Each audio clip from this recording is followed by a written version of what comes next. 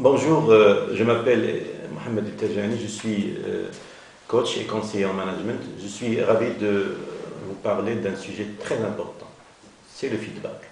Alors qu'est-ce qu'un feedback en français? C'est la rétroaction ou le retour d'information.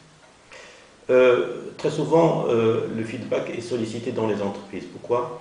Parce qu'on charge une personne, un collaborateur, d'une mission dont on ne reçoit plus l'information en retour. C'est pour cette raison que nous allons essayer en quelques minutes de vous indiquer un peu qu'est-ce qu'un feedback d'abord. Un feedback d'abord, c'est un retour d'information qui commence tout d'abord par la clarification de la mission dont on a chargé la personne.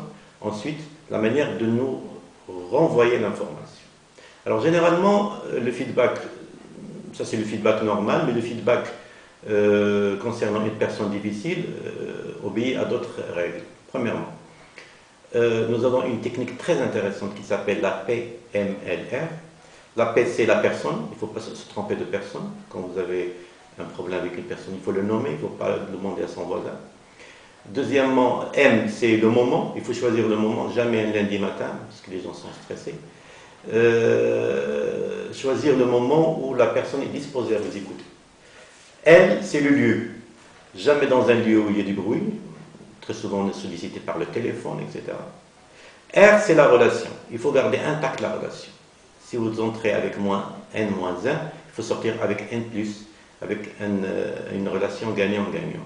Donc, commençons toujours dans un feedback par le positif. Il faut, soi-disant, valoriser la personne devant vous et lui dire ce qu'il a fait pour l'entreprise. Ensuite, il faut se baser sur des faits. Donc il faut être factuel. Il ne faut pas dire on m'a dit, il m'a été donné de savoir que... Non, il faut être factuel. Aujourd'hui, nous avons reçu un client qui s'est plaigné de votre attitude.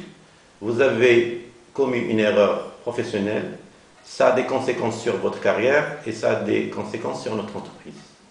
Ensuite, il ne faut pas prendre la personne pour cible. Dès que vous vous trouvez devant une situation difficile comme celle-ci, le problème ne devient plus un problème individuel, il devient un problème collectif. C'est notre problème, on doit le gérer ensemble.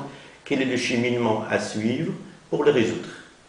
Et bien sûr, si vous suivez une formation sur le feedback, nous allons détailler chaque point et nous allons essayer de vous donner un glossaire ou un guide, plus exactement un guide pour vous orienter dans le processus de feedback. Merci.